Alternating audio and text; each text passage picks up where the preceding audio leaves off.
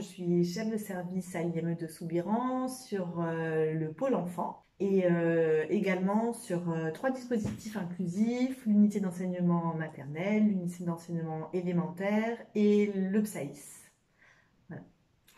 Donc, bonjour, je m'appelle Clarisse Clivet, je suis chef de service du pôle adolescent et de l'internat. Donc, j'ai 23 adolescents sur ce pôle-là, dont 11 enfants en internat. Alors au niveau du pôle enfant, on travaille énormément sur l'inclusion scolaire. Du coup, on fonctionne en temps partagé. Donc la majorité de nos petits partagent leur temps entre l'IME et l'école. Donc il y a eu tout un travail de partenariat qui a été mis en place avec les écoles de secteur pour pouvoir justement bien appréhender la rentrée. Donc là, on est en train de relancer les écoles pour pouvoir accompagner les enfants dans leur rentrée scolaire, dans leurs écoles de secteur et à l'IME. Donc en fait, c'est notre enseignante spécialisée en interne qui fait le lien avec ses collègues de l'éducation nationale. Et moi-même, l'éducatrice coordinatrice et le psychologue, nous nous rendons régulièrement à ce qu'on appelle les RESS, donc les réunions scolaires avec l'équipe, pour rencontrer l'équipe pédagogique.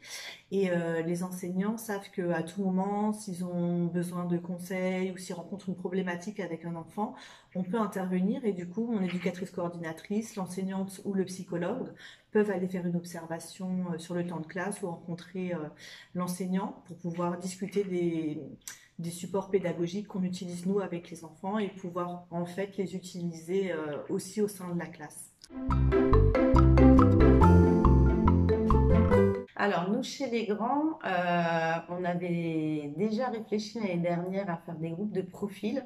Donc maintenant, j'ai 4 groupes de profil. Donc j'ai un groupe un peu plus sensoriel, un groupe un petit peu plus cognitif, donc qui ont plus de compétences pour faire du travail sur table. Et j'ai un groupe d'enfants un petit peu plus instable, donc on a mis du sport régulièrement dans la journée. Et j'ai un groupe un peu plus fonctionnel avec des niveaux, qui ont des compétences, mais des niveaux un petit peu plus petits. Et donc cette année, on n'a pas changé les groupes d'enfants parce que ça fonctionnait très bien. Donc on est reparti sur ce qui existait l'année dernière. Bon, avec le Covid, on a eu une grosse parenthèse, mais on avait quand même à penser des choses. Donc on est reparti de là. Et là, à la rentrée, on a retravaillé les projets d'activité, les plannings pour les enfants. On essaye de mettre de continuer nos partenariats auprès de l'extérieur. Donc on a un partenariat à l'ESAT de Villepinte. Donc là, j'essaye de les recontacter parce que encore une fois, avec le Covid, on ne sait pas trop comment on peut engendrer les choses. Et on a un partenariat avec les Restos du Cœur. Donc du coup, au niveau de l'accueil des enfants, déjà on est resté très disponible auprès des parents voilà, pour répondre à leurs questions et leurs inquiétudes. Et on a mis à disposition aussi un questionnaire à destination des parents voilà, qui étaient obligés de remplir au sujet de leurs enfants. Voilà, pour avoir tous les renseignements nécessaires pour cette rentrée. Donc là, chaque salarié reçoit un masque le matin qui doit garder toute la journée, en tout cas jusqu'à 16 heures pour ceux qui sont en externat.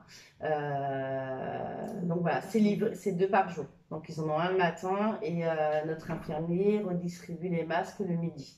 Ça, c'est une première chose. La deuxième chose, c'est qu'on a proposé, parce qu'il n'y a pas d'obligation, mais chaque salarié a eu le choix de se faire tester ou pas. Donc, c'est le test PCR avec le nez.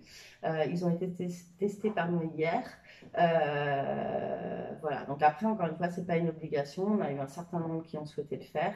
Et pour que ça soit fait, on avait formé notre infirmier au test PCR et j'ai un veilleur qui est infirmier de base qui a été aussi formé. Donc on avait 2 personnes de l'établissement pour former nos salariés.